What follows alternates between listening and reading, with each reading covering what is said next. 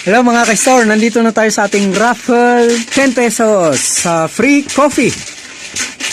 Round 184. Ayun. Meron na kayong Oreo biscuit. Ayan, masarap ngayon ang raffle 10 pesos. Tatlong bubunutin natin na Atomy Sachet Coffee. Yan, si Madam Honey ang bubunot. Tatlo ang maswerte. Number 6. Si Madam Honey, pambira, psychic na talaga ito.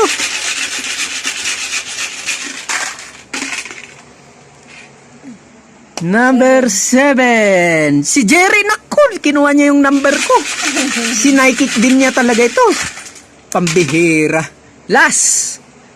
4. Number 4. Si Ronnie, ay pambihira.